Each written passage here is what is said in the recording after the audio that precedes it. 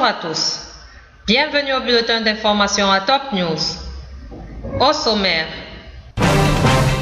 Boussab annonce les dates des examens officiels. Le Premier ministre turc compare les crimes contre l'humanité de Netanyahou à ceux des terroristes de Paris. Les massacres de Boko Haram, un crime contre l'humanité. Le pape François est arrivé aux Philippines. Voici les détails. 5 Canadiens dont John Magee, qui avait appelé à des opérations de représailles contre le Canada dans un message vidéo, ont trouvé la mort dans les combats en Syrie aux côtés des membres du groupe État islamique selon des médias locaux mercredi.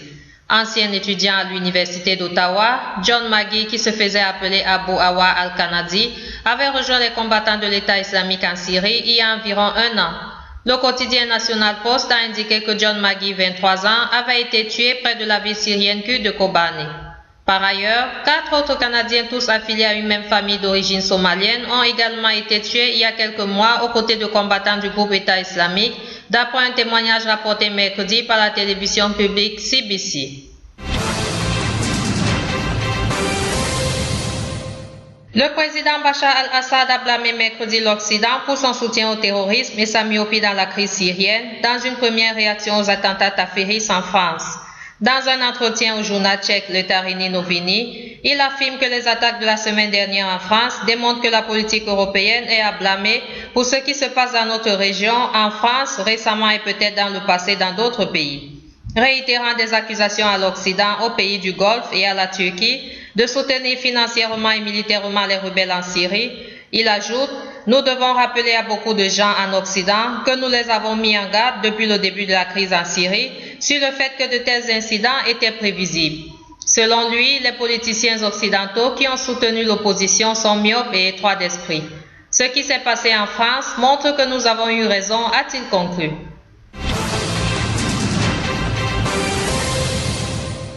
Liban. Le ministre libanais de l'Éducation, Elias Boussab, a annoncé jeudi que les examens officiels commenceront le 5 juin. Les examens des écoles techniques auront lieu le 11 mai et le 22 juin. Cette annonce vise à assurer que les examens ne seront pas reportés, a expliqué M. Boussab.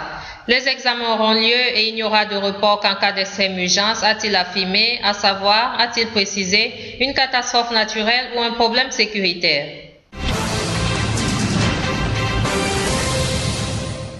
Le secrétaire général du Hezbollah, Saïd Hassan Nasrallah, estime que le dialogue entre son parti et le courant du futur a permis de diminuer les tensions au Liban, rapporte le quotidien As-Safi de jeudi, citant des extraits d'un entretien qui doit être diffusé ce soir par la chaîne Al-Mayadin. La preuve que ce dialogue a permis de faire baisser la pression est, selon le leader du Hezbollah, la manière avec laquelle a été abordé le double attentat suicide de Jabal Mohsen samedi dernier. Toutes les parties ont prouvé leur capacité à se contrôler, a affirmé Saïd Hassan. Sans ce dialogue, les réactions après l'attentat auraient été différentes. Lors de cet entretien de près de 3 heures qui sera diffusé ce soir à 20 h, le chef du Hezbollah réitère également son soutien au général Michel Aoun, candidat déclaré à la présidentielle.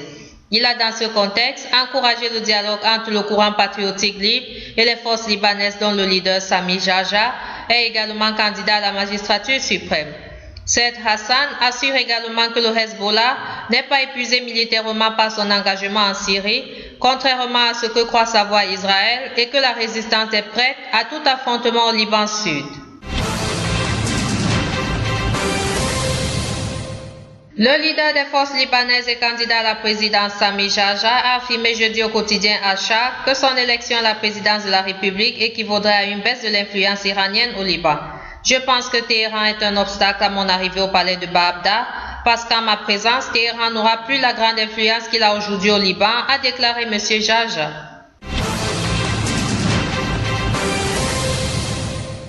Le premier ministre islamo-conservateur turc Ahmed Davutoglu a accusé jeudi son homologue israélien Benjamin Netanyahou d'avoir commis à Gaza des crimes contre l'humanité équivalents à ceux des terroristes islamistes qui ont fait 17 morts à Paris.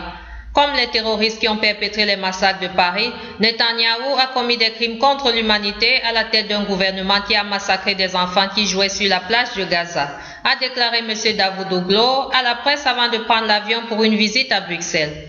Les chefs Les propos du chef du gouvernement turc interviennent en pleine guerre des mots entre les dirigeants de la Turquie et de l'État hébreu, dont les relations sont au plus bas.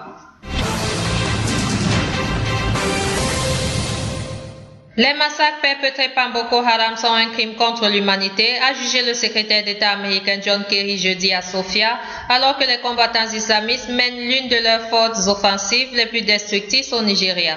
Selon l'organisation Amnesty International, des centaines de personnes, voire plus, pourraient avoir été tuées dans cette offensive lancée le 3 janvier dans le nord-est du pays.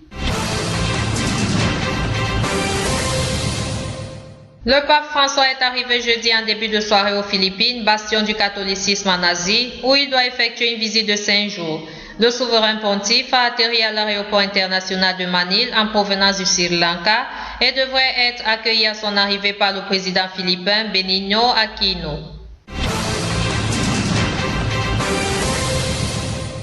Autre titre, la chancelière allemande Angela Merkel a promis jeudi de combattre les idéologues du terrorisme avec tous les moyens de l'état de droit en rendant hommage devant les députés du Bundestag aux victimes des attentats perpétrés la semaine dernière en France au nom du djihadisme.